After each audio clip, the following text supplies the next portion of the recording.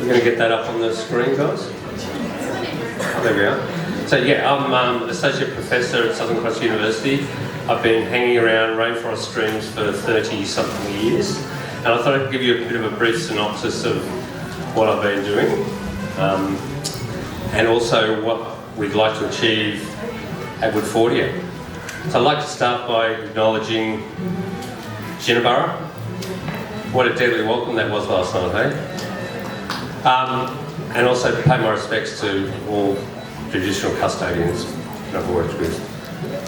So we heard before about the lungfish, and the lungfish were, very ancient lineage. The frogs, or the amphibians, were the first ones to actually evolve out of the water.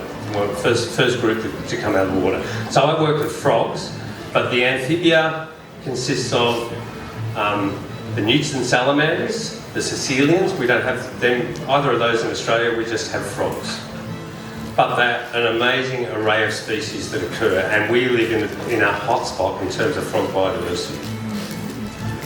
So they occur in a really wide variety of habitats, from these coastal swamps. This is home to the green and golden bell frog, so this is a site down at Uruguay. But they also occur in subtropical rainforests.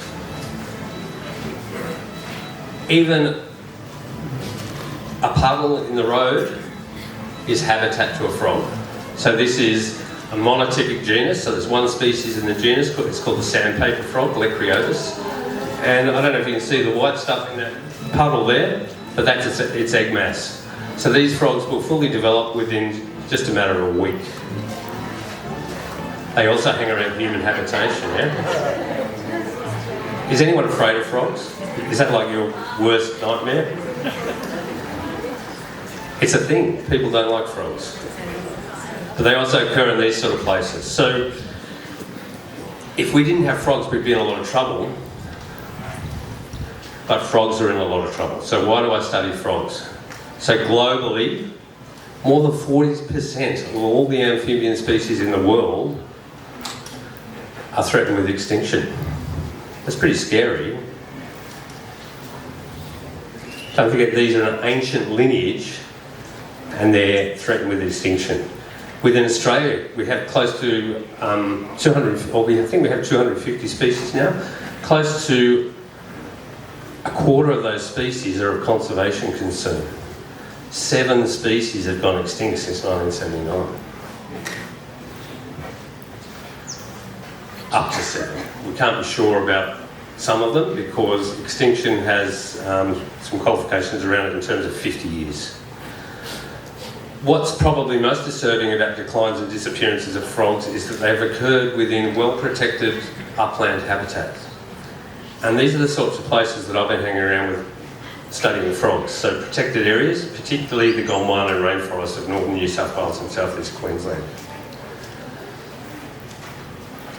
So we live in a biodiversity hotspot, and it's also a biodiversity hotspot for our frogs. It's second only to the wet tropics in terms of diversity of frog species. There's a really high concentration of threatened species, but also where we are now is historically really important in terms of the context of how frog declines and disappearances happened. We're kind of in the middle of the location of the first extinctions that were documented. They were these 2 frogs. The southern day frog, or the Mount Glorious torrent frog is the other common name. It occurred Giagla, Conondale ranges. And this amazing frog, the gastric brooding frog, Black Isle, Conondale ranges. So the southern day frog was discovered in 1966. It was thought to be pretty common. So this is a recurring theme with frogs, is that it was a common species, although it occupied a very small area of habitat, but it was last seen in 1979 in the Conondale Ranges, which is just up the road. The platypus frog, or the southern gastric brooding frog, Rheobatrachus, was discovered in 1972, and science was just amazed by this frog because it has a really unique breeding strategy, which we still don't fully understand, but it was able to somehow cut off the gastric juices in its stomach and rear its young within its stomach, and then it would birth a live frog out of its mouth. How amazing is that? Discovered in 1972, last one was seen in 1981 in the Blackwall Range, just here. So Woodford is, in a landscape setting, historically important for declines and disappearances of Australian frogs. We now know that it was a disease called the amphibian chytrid fungus. So it was brought in through, most likely through Brisbane, through the port, and it radiated north and south. So around 1979, 1978 was the first documented. When we go back and look at the museum specimens, we find that that's the first record we can find of this disease, the amphibian chytrid fungus. It wasn't just Australia. This disease has been responsible for the declines and disappearances of more than 500 species globally. Particularly bad in places where we have high diversity of frog species. So South America, the Americas and Australia.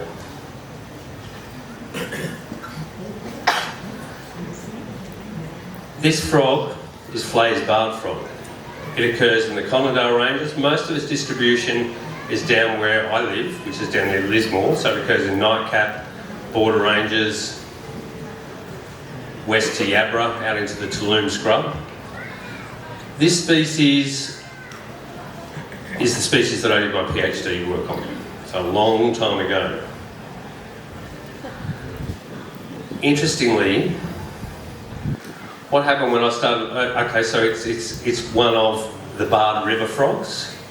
And if you come down here tonight and you hang around out in the creek here, any of this creek system, you'll hear this frog on the left-hand side going whack, whack. Has anyone heard that? Yeah, it's the great barred frog. So that's the guy on the left-hand side of the screen there. It's closely related to Flay's barred frog, which is Mixophes flayer, named in honour of David Flay, who had the sanctuary. The giant barred frog, Mixophes rarest, it's the largest of all the Australian frogs. It also occurs in this region. It's just down the road at Stony Creek. I've seen giant barred frogs. And Mixophes bowlers, which is more up on the bit south of here and up on the tablelands. Yes, but the great barred frog, Mixophes fascillatus, is in this stream just out the back of this tent. So they're called barred river frogs because of the barring on their back legs. Okay, Flay's barred frog, PhD. This is the creek that I've hung around in for 30 years. It's called Brindle Creek. It's one of my study sites. I have spent literally hundreds of nights walking up and down that stream. Flay's barred frog lays its eggs in the gravel riffle beds within the stream. Lays about 500 eggs. Lays its eggs up into the gravel so that the other tadpoles that are sitting in the pool below the gravel riffles can't actually reach them. But they'll eventually make their way down into the pool, and they may spend 12 to 18 months as a tadpole and then develop into a frog if they're lucky.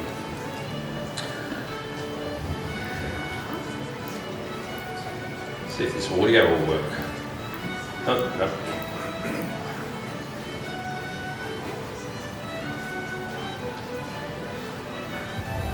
That's what the frog sounds like, as opposed to bark, bark. Okay, so I started studying this frog in 1995, 96. It was really difficult to find this frog. So there was a bunch of regional assessments that were done to try and identify areas that were appropriate for inclusion in the national park system. Nobody ever turned this frog up. For some stupid reason, I decided that it would be a good species to do a PhD on. So I spent the next 15 years searching for this frog. So initially I started doing standardised transect searches, so I would walk 200 metres of a stream in search of this frog and see how many I would find. it's actually really difficult to get accurate counts on frogs. You can turn up at a stream or a pond, no frogs are calling. You can come the next night and there's frogs calling. So it's really hard to try and make assessments of abundance when you want to make inference about whether a species is in decline or not. So what I did was that I began a capture mark recapture study of this species at 2 locations to try and understand what was going on with the populations. So I used these things called passive integrated transponders. These are the same thing that they put in cats and dogs. They just go in under the skin, there's one there, and they can float around under the skin. They don't hurt the frog. But interestingly, what I found was that when I started the pit tagging study, is that both of the populations actually recovered. So over an 8-year period, these frogs actually bounced back. What's really interesting about this was that we knew that the frogs were also still infected with the chytrid fungus. So this was the first documented example globally where we actually saw a species recovering despite the fact that they had the disease. And academics published papers, that's why I'm putting those up there, sorry.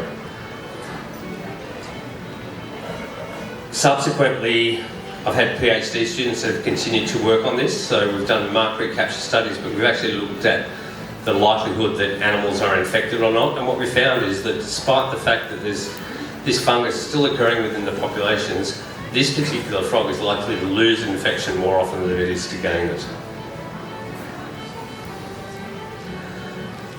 One of the things that happened when the fungus first arrived for the story of this frog, for Flay's barred frog, is that we actually lost a number of populations. This is Wollumban in the Tweed Caldera. The frog, I saw the last frog at this site around 2003. The species hasn't been seen back at that site since. But what we're going to do now is we're actually going to take animals from those recovered populations and reintroduce them to Wollumban. It's going to be a globally important study in terms of understanding what actually happens. Wollumban is also an interesting place because we have a species of frog there called Wollumban. Hear that little eek. This species of a closely related species, Darlingtoni, also occurs in the Conserve ranges. So if you're walking through rainforests in northern New South Wales, southeast Queensland, you might actually hear this frog calling. So there's 2 species in the genus. Wollumban was only described 4 years ago. So it's a brand new species. It's amazing that we're still finding new species within our rainforests. What's amazing about this frog is that most frogs require freestanding water to breed in. This frog doesn't. It lives in the leaf litter, moist leaf litter in rainforests. The female deposits the eggs in the leaf litter. The male will then come and sit on the eggs. And on his back, he has 6 little slits, 6 little pockets on his back. The tadpoles will develop and they'll swim up into these little hip pockets on his back. And then they emerge as fully grown frogs. This frog's only like 7 millimetres in size. Brand new species, Wollumban. Darlingtoni occurs in the Conserve.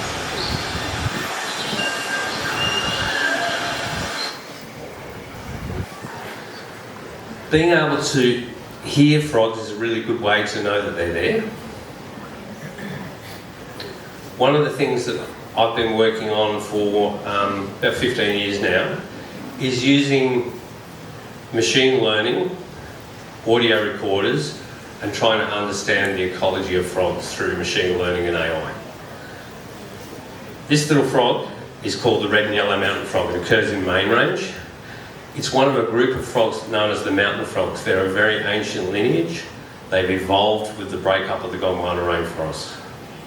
There are 7 species in the genus. 6 of them occur in northern New South Wales and southeast Queensland.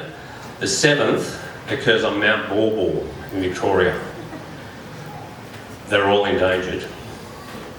They're all highly restricted. They basically occur on 1 or 2 mountaintops, and we knew absolutely nothing about them until relatively recently. So this is the New South Wales-Queensland border region. Phaloria kundagungan, the red and yellow mountain frog. So kundagungan is a Widjabal word. Gungan is frog, kunda is mountain. So they're the mountain frogs, right? So around the border we have the Richmond Range mountain frog, only occurs in New South Wales. The red and yellow mountain frog occurs along the main range, down into northern New South Wales, around Tulum. We have Loveridge's frog, and then we also have this newly described species. So I was part of the pleasure of describing this new species, which is called Phaloria knowlesii. It occurs on 3 mountaintops, basically in the western border ranges, Mount Barney, Levers Plateau. These frogs are all restricted to mountaintops. They don't disperse. They're stranded on sky islands.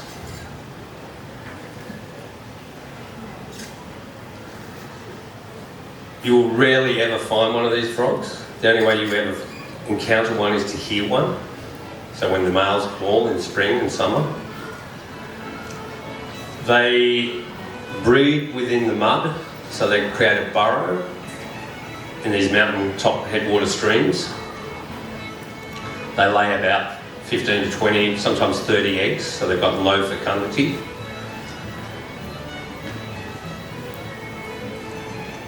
And like I said, we could only ever know that they're there if they call. We knew absolutely nothing about this group of frogs until relatively recently.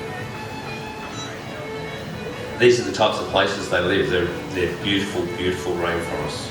So Nothofagus forest, right on the tops of these mountain ranges in the Gondwana rainforest.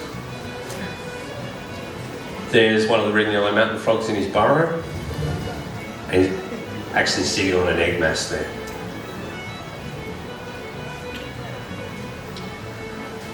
When your entire range is restricted to a mountaintop, you have a very narrow temperature tolerance, so there's a lot of concern about what's going to happen to these frogs as climate changes. So as the climate warms, what's going to actually happen. So I'll give you a bit of a case study of the red and yellow mountain frog. So described in 1975, was known from 4 localities, and when we started working on this, when we started working on this frog, it was known from 6 locations in total. Had a few questions around, when does the species call? So when should we go out and actually conduct surveys for this frog? Where in the landscape should we be looking for them? And what's going to happen to them under various climate change scenarios? So to determine when they call, I had a PhD student, Liam DeLotho, who set out and put recorders out at the 6 known locations. And we were recording 10 minutes of sound every hour over a 2-year period. So that gave us approximately 9,000 hours worth of sound. We then went through a process of training a model to be able to detect the sound. What we're now doing, so this is a little bit old school, what we're now doing is we're using this thing called Whisper, which is like a speech-to-text recognition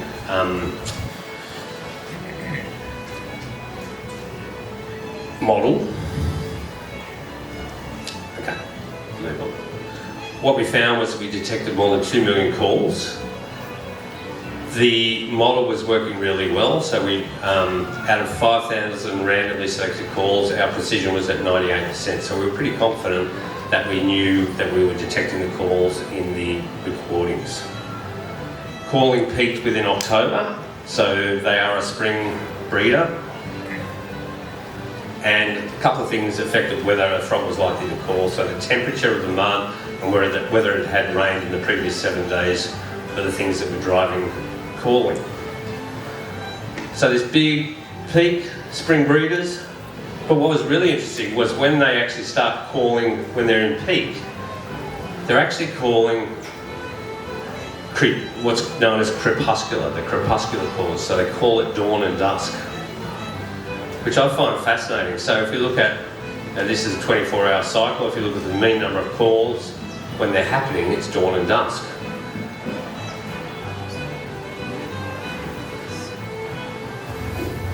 This is what happens in forests at dawn and dusk. Down the bottom there, might just hear it. That's the frog call. Sounds like a fart. These are the noisiest times in the forest. So why would a frog choose to call in such a noisy environment? But I think that they actually, not only do they have this climatic niche that they live on mountaintops, but they also have this niche within the soundscape. So perhaps they're actually not hearing all the birds or the other noise that happens. So we also wanted to know where we should look for them. So we developed a bunch of models to identify where is the preferred climate. So what's their climatic niche? Again, we used a geographic information system. Basically looked at all the the climatic data layers and identified where in the landscape those set of conditions are likely to occur. This is also a bit old school because now we have so many satellites flying over every day. What we actually do is just put out all the records of where an animal exists within the landscape and then use the AI models to tell us where in the landscape, what are the commonalities, what are the features about those things in terms of the Landsat imagery that are the same. It's really rapidly evolving. Anyway, this is old school, but I'm going to show you anyway. So we came up with a distribution model for this frog. And it turned out that the potential habitat for this species was pretty small, so less than 230 kilometres. It's highly fragmented. In fact, it occurred in 32 fragments, but it's well represented within the reserve system, so mostly within the Gondwana World Heritage Area. So then we went out and we conducted surveys at 32 sites. I mentioned before that now sometimes you go to a place and the frog's not calling. You can't actually say that the frog is not there. So what we did is we went to the sites 3 times and built up a clearer picture of what the things are that actually drive whether a site is occupied or not. Elevation was key, so it is a mountaintop species, but also temperature and the time of survey influenced whether we detected frogs. But it turns out that when we rerun the models with this new information about where they are in the landscape, there's only about less than 11 square kilometres of habitat that exists for this animal.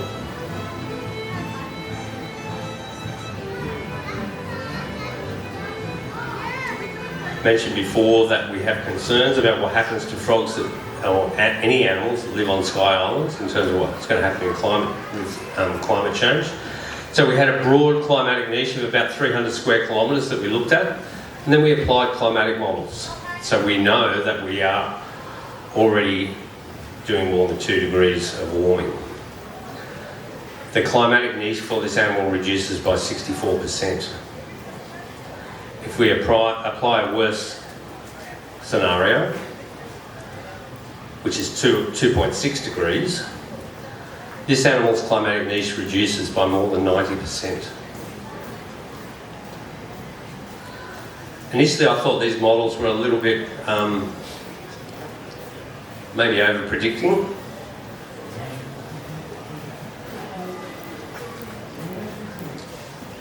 So this is what's happening to 2 different species under those various scenarios. So this was published in a Nature journal. Like I said, I thought they were a bit dramatic, but then this happened, where we saw the Black Summer fires that burnt 1.8 million hectares of forests in Eastern Australia, including areas of Gondwana rainforest. This also followed on from the hottest and driest drought year on record, and large areas of mountain frog habitat were impacted. And in fact, if we look at the overlap in terms of fire, it was about 30% for this species.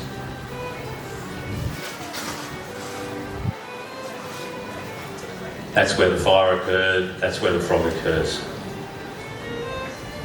So we had to go out and do more surveys, didn't we? This is what happened to some of those rainforest streams. They were completely fried. This is probably 3 months after the fire, 5 months after the fire. We went out and redid the surveys and we found that frogs still existed at some of the sites, but they were significantly less likely to be occupied and they supported fewer calling males. there was a clear negative effect of fire on this frog. What became apparent to me is that impacts of climate change are not necessarily a slow decadal process, but they can occur much sooner through events like summer fires that happened.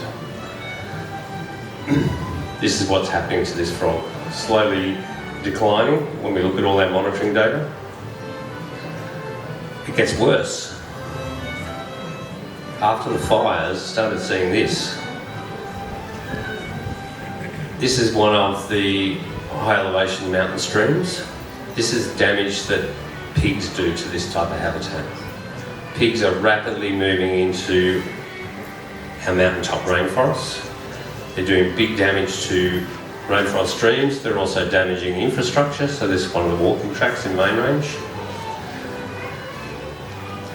So we've, working with New South Wales National Parks and Queensland National Parks, we've begun a trapping program, and we have trapped over 700 pigs in some of the habitat of these frogs now. Pigs are occurring right across Main Range and into New South Wales where these frogs occur. In addition to the trapping program, we also built some fences around some key areas of mountain frog habitat. These fences are designed such that if an animal was to get into the fenced area, it can actually get out through this one-way gate. So it's pretty clear that without urgent intervention, the mountain frogs are on a path to extinction. We can protect remaining areas of habitat by putting fences up. But we might have to, and we're using conservation translocations to buy some more time. So I started a project called the Gondwana Rainforest Amphibian Survival Program, Project Grasp. Basically got a couple of shipping containers and converted them into frog breeding habitat.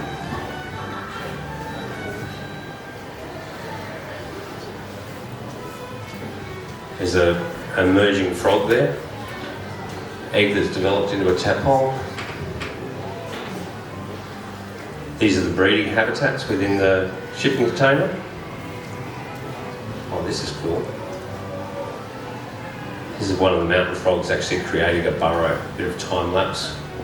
So this is in the captive breeding program. You can see that they actually lift the mud out and create these breeding burrows.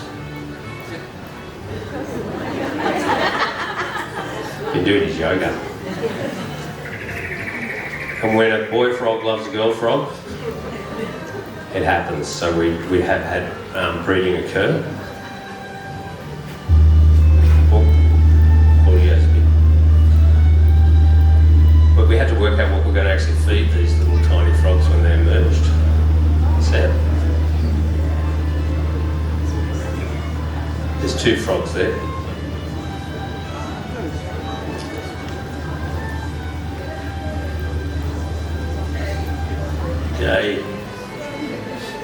These frogs took 4.5 years to become adult size, and just last September I had the pleasure of being able to hand these back to the Githable people in a beautiful ceremony in one of the national parks. The sister here sang a song to welcome the frogs back to country, and we had the Threatened Species Commissioner, Fiona Fraser, came and visited us. Today is the 7th of September, Threatened Species Day. It's an important day to commemorate the loss of so many plants and animals in Australia, but it's also a fantastic occasion to celebrate conservation successes. I'm so lucky to be spending this weekend on Widjabal country in the Bundjalung Nation World Heritage Area, where an amazing bunch of scientists from Southern Cross University, parks rangers and threatened species officers from New South Wales Government, community members and Githable traditional owners are releasing for the first time into this location the mountain frog. Under our Threatened Species Action Plan, this is one of the 110 species which are being prioritised for recovery. And this action today, reintroducing the species to this location, removing pigs from this habitat, is a really important step in putting it on a better trajectory over the next 5 to 10 years. For everyone who is working in threatened species conservation around Australia, my team and I want to thank you for your efforts. This can be a hard gig. The pressures are growing and they can be overwhelming at times, but all of your efforts really do make a difference for the future of our threatened plants and animals. So that took about 10 years to get to that point with this program. So we had to do the research, we had to get the funding. What a beautiful moment it was when we actually got to let those frogs go. I've still got frogs in captivity that I'm trying to feed, and yeah, we have to do more releases. How I'm monitoring the releases is the same way using the audio, so we know that we can detect their calls. So what I've done is I've actually set up audio monitors at the release sites. Just quickly, so I've got a transect, I've got recorders, I have 6 sensors, so 6 microphones along a 100-metre section of stream. And I've set up a recording schedule, so I'm recording during those peak periods when the frog calls. We've been doing this just prior to the releases, and now we're doing it post-release. So the way this will work is that I can actually get abundance data out of the audio as well. I may never have to go to the field again.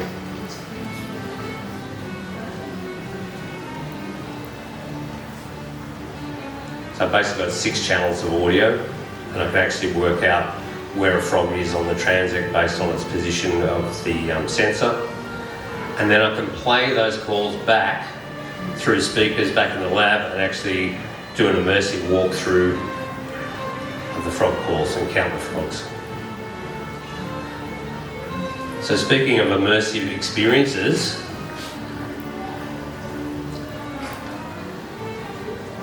so Woodford, so I said before that this location is important in terms of the context, of landscape context of frog declines and disappearances, but it's also got some unique habitats as well. So these are some places where Gavin's been out looking for frogs. So Gavin's the artist in residence at Woodfordia. Gav's got a real interest in frogs. That's how he got me here. These are some of the species that Gavin's been detecting. Just by going around, listening out, looking out during summer.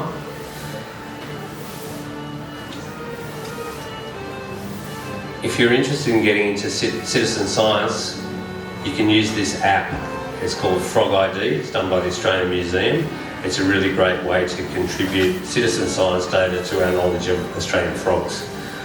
So you can record calls, submit them via the web page, or upload them, and then in the Australian Museum they've got half a dozen people to sit around with headphones on all day and will eventually get around to telling you what frog species is there. Hopefully soon they'll be able to use the tech that we're using with our new AI models and actually tell you straight away what the frog is. But we've come up with a bit of a vision for something we would like to see happen at Woodford in terms of frogs. So Gavin's put together these renders of the frog pod. How cool is this? So this would be an immersive experience. Imagine in summer we walk into a geodesic dome with a big pond. There's misters, there's frog calls on one of those hot summer days.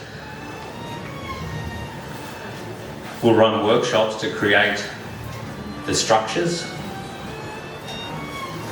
There's little windows where the kids can look in and have a look at the tadpoles.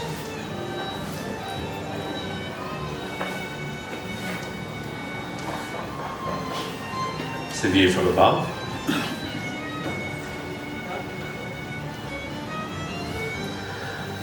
If we create these hollow totems, frogs will eventually use them. So green tree frogs, they love these sorts of places. That's why they call from your downpipes in summer.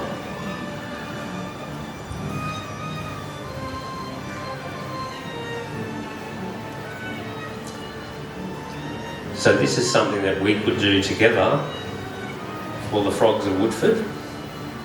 And if you're keen to get involved, have a chat to Gav. Gavin, put your hand up. If you want to get in on this project, come and see Gavin. If you build it, they will come. All right, I might leave it there. Thank you, everyone.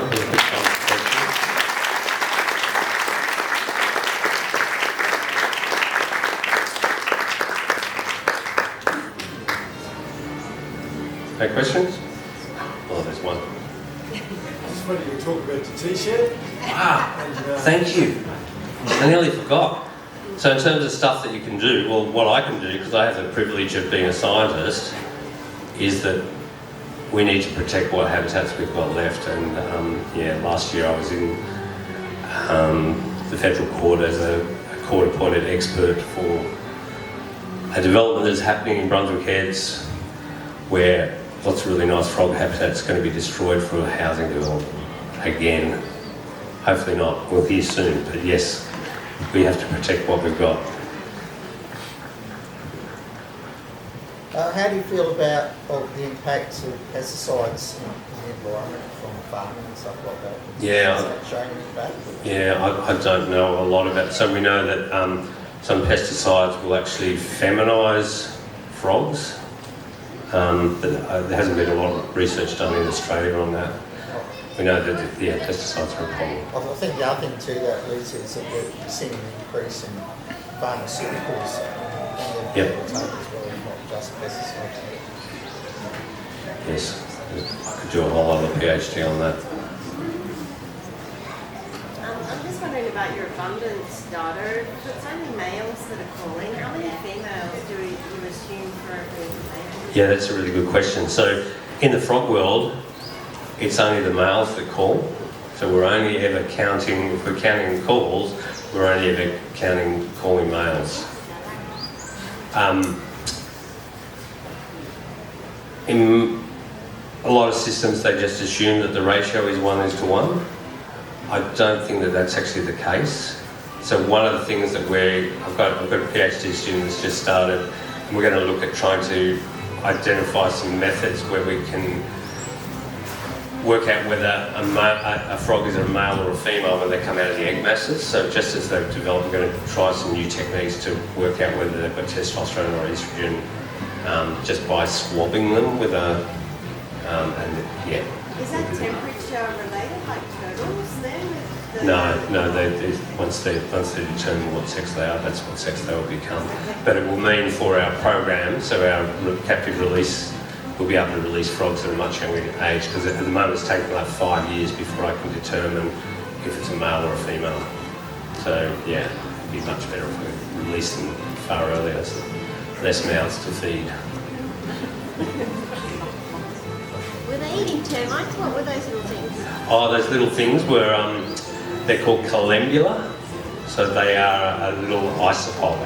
So these are the types of things that occur in leaf litter, but they're relatively easy to breed. So I just put them in containers of charcoal and water and keep them in a warm place, and they breed up really rapidly. But that's okay for the tiny juvenile ones. These things are only like 4 millimetres in size when they first develop. But when they become 30 millimetres, I have to feed them crickets, which I have to purchase from a commercial supplier every fortnight. Are there any other signs of resistance to chytrid fungus that you're seeing?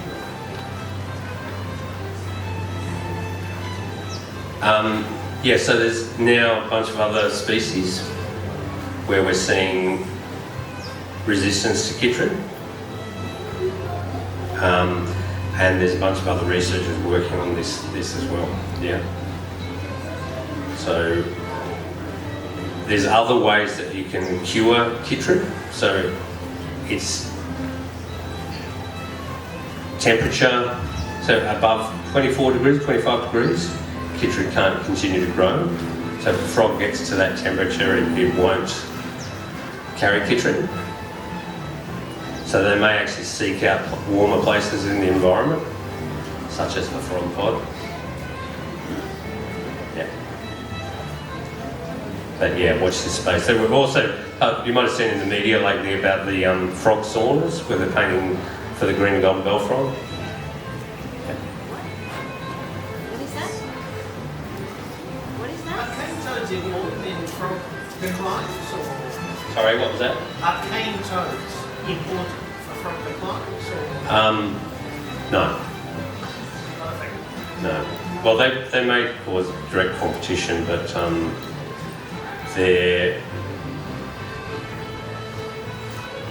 and they can actually bring in disease and putrid to populations, but it's just in terms of competition. They kind of, most of the green tree frogs and stuff, they occupy a different niche.